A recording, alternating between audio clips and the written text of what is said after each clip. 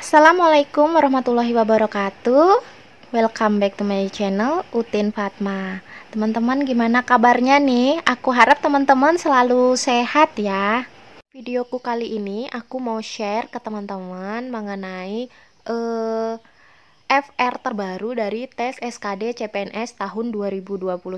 Tentunya sesuai dengan kisi-kisi Permenpan RB ya teman-teman.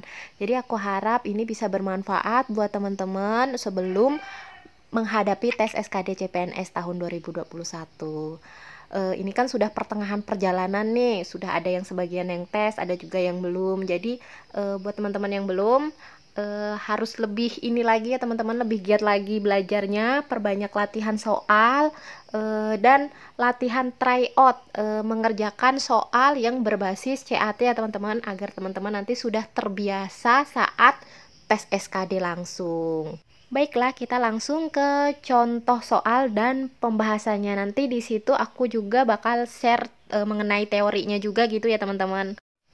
Soal yang pertama, kita sebagai individu manusia mempunyai hak asasi manusia yang dapat dinikmati dan dipertahankan terhadap gangguan luar. Sebagai makhluk sosial, penggunaan hak-hak asasi manusia tidak boleh mengganggu orang lain. Dengan kita menghormati serta menjunjung tinggi hak asasi manusia telah mencerminkan sikap dan perilaku nilai dasar bela negara, yaitu A. Cinta tanah air, B. Setia kepada Pancasila, C. Semangat mewujudkan negara yang berdaulat, adil, dan makmur, D. Rela berkorban untuk bangsa dan negara. E. Memiliki kemampuan awal bela negara. Jawabannya itu yang B ya teman-teman, mencerminkan sikap dan perilaku nilai dasar bela negara, yaitu setia kepada Pancasila. Kenapa yang B? Berikut penjelasannya. Sikap dan perilaku setia kepada Pancasila itu diantaranya di sini menjalankan kewajiban agama dan kepercayaan secara baik dan benar, memahami dan mengamalkan nilai-nilai Pancasila dalam kehidupan sehari-hari, meyakini Pancasila sebagai dasar negara, serta menjadikan Pancasila sebagai pemersatu bangsa dan negara, menerapkan prinsip-prinsip dan nilai-nilai musyawarah mufakat, menghormati serta menjunjung tinggi hak asasi manusia, serta saling membantu dan tolong-menolong antar sesama sesuai nilai-nilai luhur Pancasila untuk mencapai kesejahteraan. Jadi di sini sikap menghormati serta menjunjung tinggi hak asasi manusia di sini berarti mencerminkan sikap dan perilaku nilai dasar bela negara, yaitu setia kepada Pancasila. Oke, bisa ya teman-teman. Kita lanjut ke soal berikutnya. Sikap bahasa merupakan faktor pendukung optimalisasi peran dan kedudukan bahasa Indonesia sebagai penguat jati diri bangsa. Sikap bahasa yang perlu dimiliki ini dapat dilakukan dengan berbagai upaya, kecuali berarti yang bukan ya teman-teman. Yang A, meningkatkan rasa kebangsaan memiliki dan menggunakan bahasa Indonesia. Yang B, menggunakan bahasa Indonesia dalam berbagai keperluan dan kemanfaatannya yang menjangkau seluruh lapisan, kelompok, dan golongan dalam masyarakat bangsa Indonesia. Yang C, menggunakan bahasa asing di luar lingkungan dan keperluannya. D, menghindari penggunaan bahasa asing secara berlebihan. Yang E, meningkatkan frekuensi pembiasaan penggunaan bahasa Indonesia dalam segenap kesempatan dan aktivitas. Jawabannya adalah yang C ya teman-teman, yang nggak termasuk sikap bahasa yang perlu dimiliki gitu ya teman-teman, yaitu menggunakan bahasa asing di luar lingkungan dan keperluannya. Kenapa demikian? Di sini beberapa sikap bahasa yang perlu dimiliki di sini dapat dilakukan dengan berbagai upaya, yaitu misalnya meningkatkan rasa kebangsaan memiliki dan menggunakan bahasa Indonesia dalam berbagai keperluan dan kemanfaatannya yang menjangkau seluruh lapisan, kelompok, dan golongan dalam masyarakat bangsa Indonesia. Yang kedua, menghindari penggunaan bahasa asing secara berlebihan atau di luar lingkungan garis ketentuan dan kebijakan yang telah ditentukan. Yang ketiga, meningkatkan frekuensi pembiasaan penggunaan bahasa Indonesia dalam segenap kesempatan dan aktivitas, baik resmi maupun tidak resmi. Bisa ya? Oke, kita lanjut ke soal berikutnya. Soal selanjutnya. Kebebasan berpendapat dan berekspresi dibutuhkan dalam penyelenggaraan pemerintah yang baik dan demokratis. Masyarakat berhak menyampaikan pendapat dan ekspresinya melalui kritik dan saran sebagai bentuk pengawasan terhadap kinerja pemerintahan.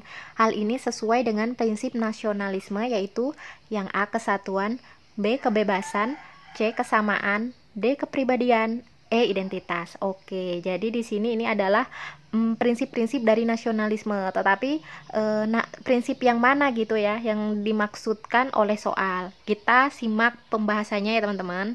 Jadi jawabannya yang B ya teman-teman, prinsip nasionalisme kebebasan. Nah, di sini ada beberapa prinsip-prinsip dari nasionalisme ya teman-teman. Yang pertama itu kesatuan atau biasa disebut unity dalam wilayah teritorial bangsa, bahasa, ideologi, dan doktrin kenegaraan, sistem politik atau pemerintahan, sistem perekonomian, sistem pertahanan keamanan, dan polisi kebudayaan.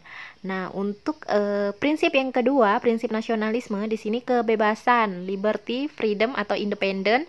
Di sini berarti dalam beragama, berbicara, dan berpendapat lisan dan tertulis, berkelompok, dan berorganisasi. Jadi ini ya, kita mempunyai prinsip kebebasan ya teman-teman.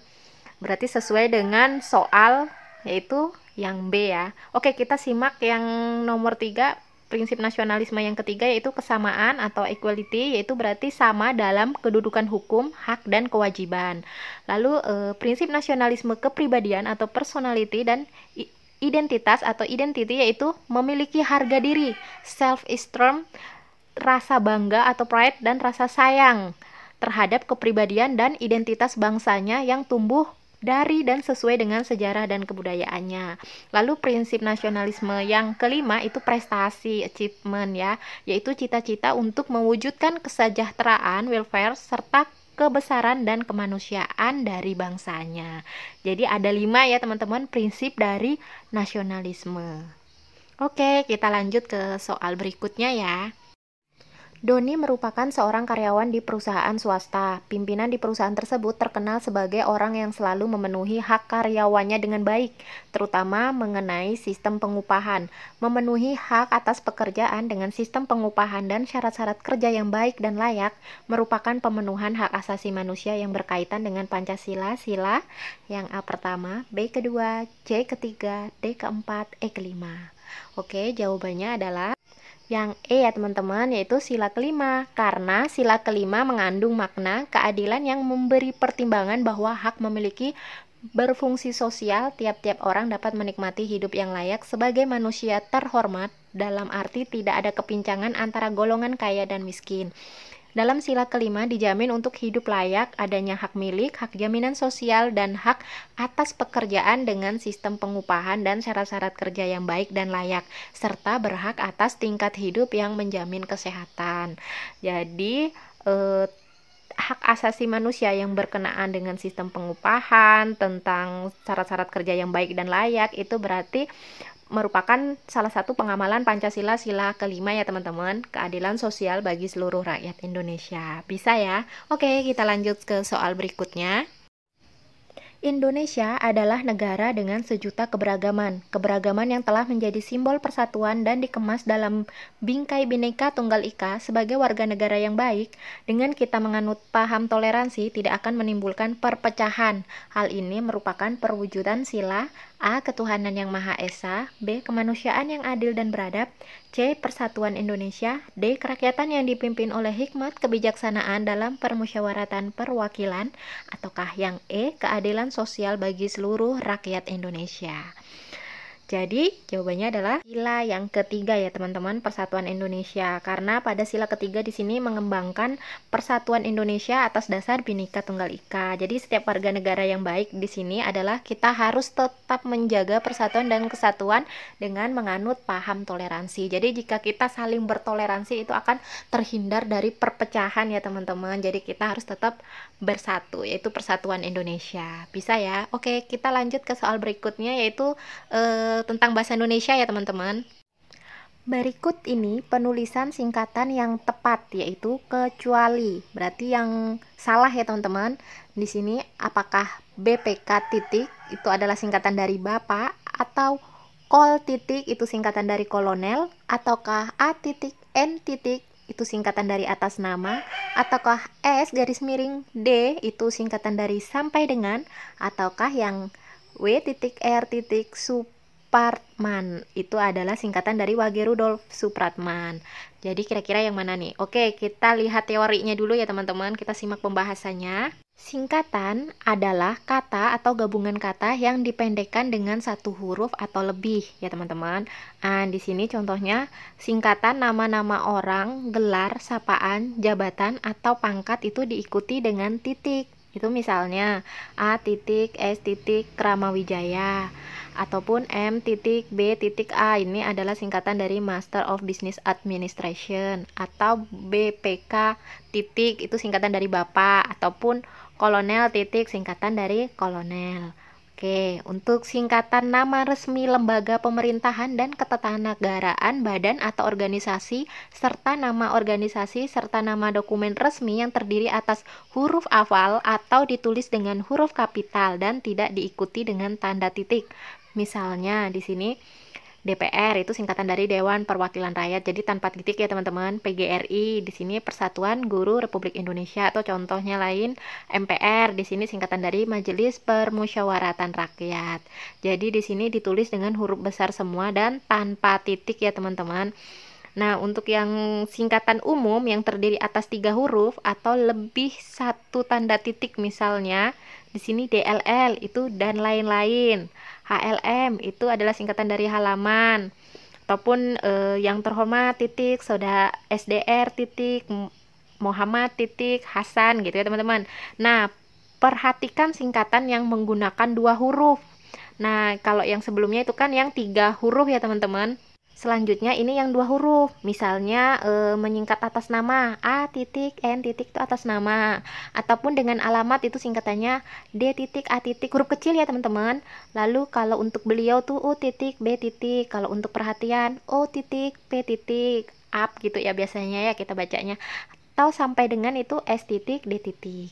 Jadi udah bisa nih, udah kelihatan nih jawabannya kira-kira yang nggak tepat gitu ya, penulisan singkatan yang kurang tepat berarti kan, karena kecuali itu berarti yang D ya teman-teman. Di sini sampai dengan harusnya itu singkatannya adalah S titik D titik gitu ya teman-teman. Kalau yang BPK titik singkatan dari Bapak udah bener, yang kolonel juga udah bener, atas nama juga bener, berarti yang sampai dengan itu harusnya singkatannya itu sama dengan yang C ya teman-teman, harusnya S titik D titik. Oke.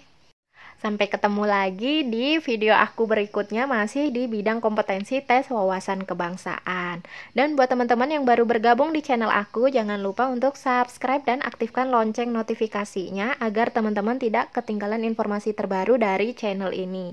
Dan jika teman-teman merasa channel aku ini bermanfaat, jangan lupa untuk share ke teman-teman yang lain ya, agar teman-teman yang lain dapat manfaatnya juga. Oke, semoga bermanfaat ya, dan aku doain teman-teman bisa lolos dengan nilai tertinggi di formasinya dan bisa lolos sampai tahap terakhir. Amin amin amin ya robbal alamin. Oke, thank you for watching, see you the next video and bye.